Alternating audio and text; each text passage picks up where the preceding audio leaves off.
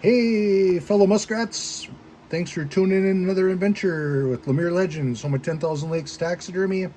Got another good one here for you today.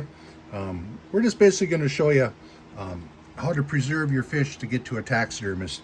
You know, how you can care for your fish, not exactly preserve it, but there will be a little pro tip at the end of this, how you can kind of preserve your fish. You'll get a better outcome if you bring your fish to a professional taxidermist and you care for it and they should care for it the same way, and it'll just give you a better result, better coloration, natural coloration of your fish. It'll help your taxidermist out immensely.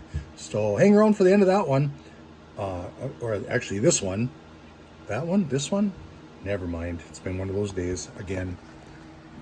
You know me, kind of quirky and get ahead of myself a lot of times, but we're still learning. This is a learning project.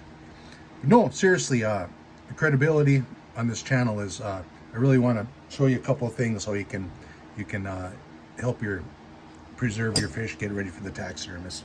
You know, you can make sure your fins are all going to be in good shape, not get beat around, they're not going to dry out on you.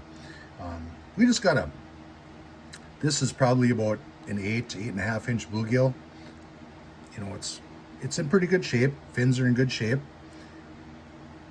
First thing is, if you are harvesting crappies, bass, bluegills, basically anything that will fit in your fish basket, if you yank one out of the water, pull one out of the water, catch one, however you want to term it, if you have one in your possession, please do not, from a professional taxidermist, do not throw that fish in a wire fish basket.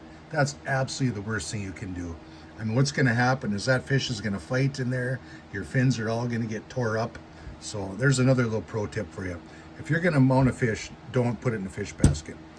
What you want to do is, I have this basically just a wet old t-shirt of mine.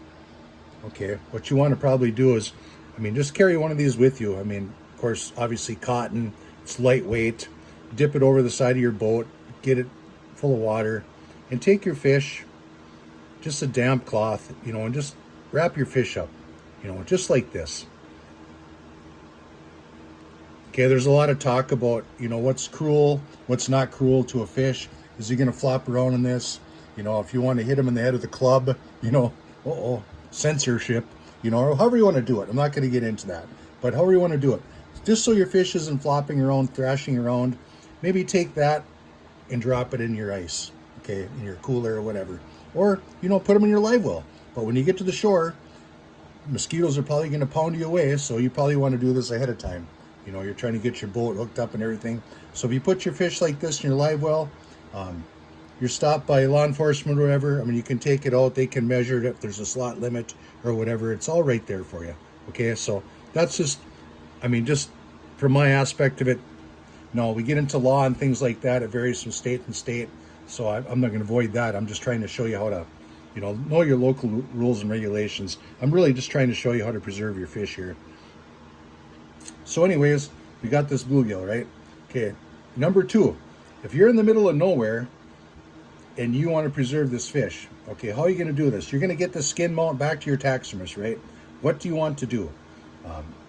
You want to get it on ice, okay?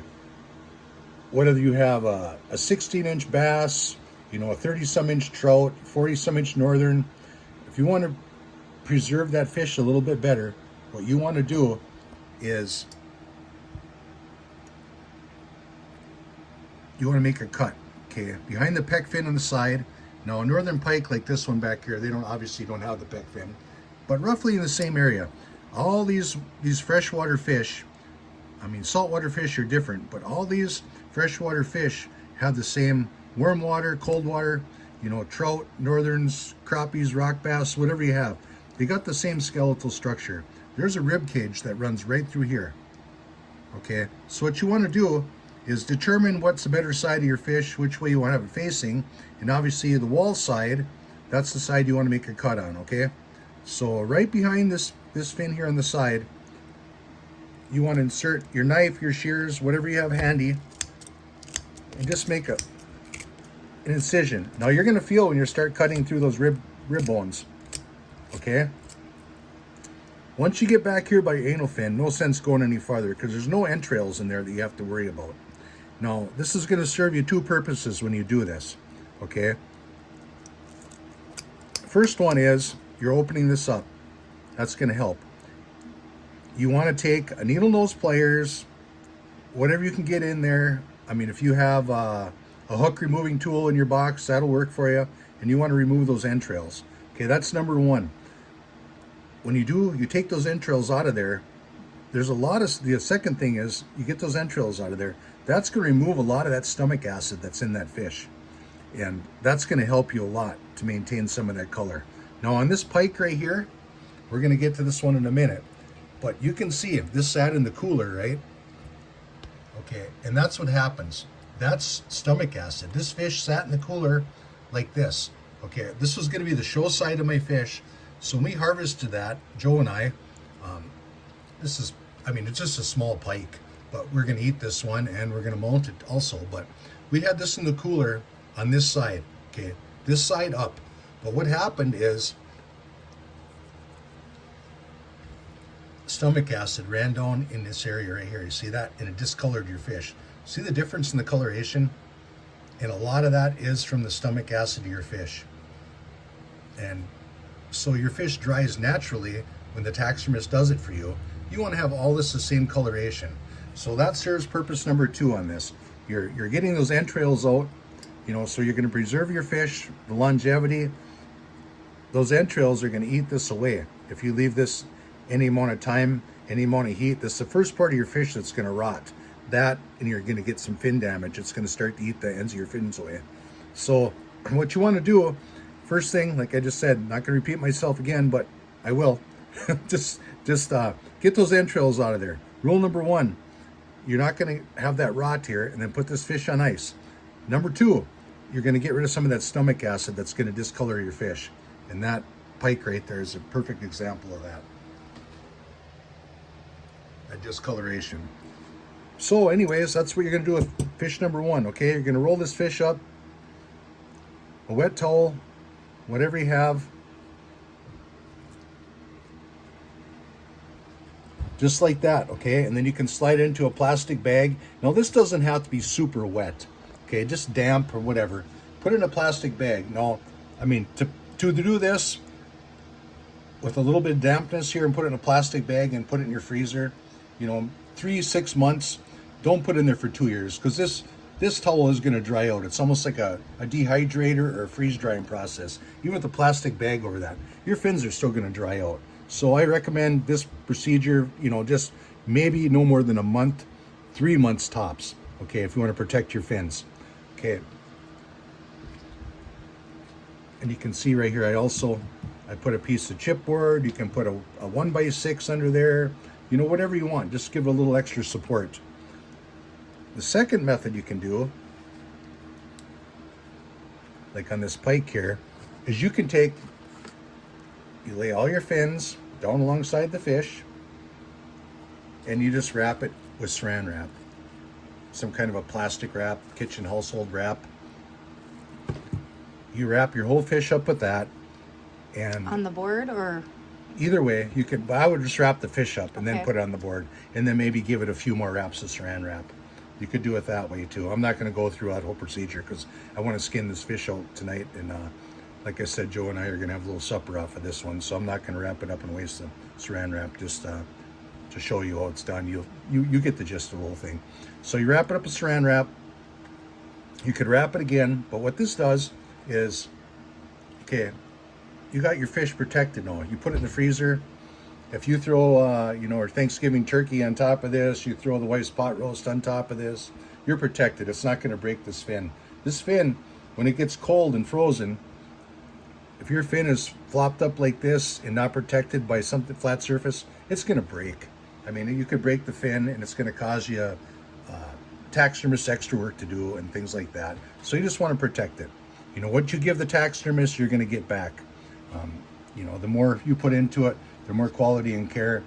If you have a reputable, reliable taxidermist, they're going to give you the same thing back. They're not going to have to spend a lot of time fixing broken fins. So that's pretty much what I have for you. Pro tip at the end is, I was hoping to show you how this is going to it actually really hasn't. But I thought when I was laying here for the last 10 minutes or so, when I was going through all this, that we're going to lose some coloration. But it's staying pretty much the same. I opted for this to be the back side. I noticed as soon as I harvest this fish, we got a bad scar right here. So this was going to be our show side. And I guess that's my pro tip is especially on pike. Largemouth bass are notorious for this, especially in the warmer months. They're going to lose color really fast. So if you put this in your ice chest, make sure that they're flat in your ice and that your show side is always up, okay? And I'm not saying this is going to work all the time, because stomach acid, bacterias, proteins, they have funny ways about them, but you can prevent losing a lot of color in your fish. But this will help you a lot. It'll help you immensely with taking care of your fish. We had just a little bit of discoloration there.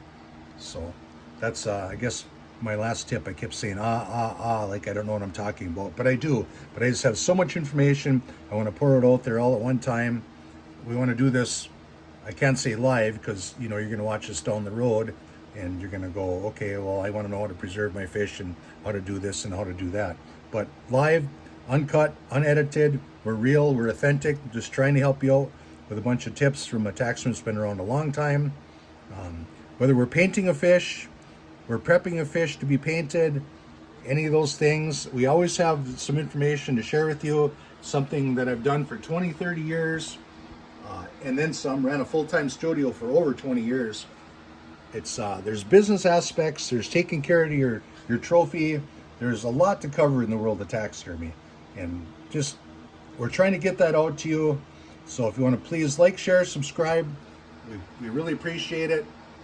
All this information from my experienced veteran taxidermist is all available to you at a click of a button, free of charge. So help us out, get on board.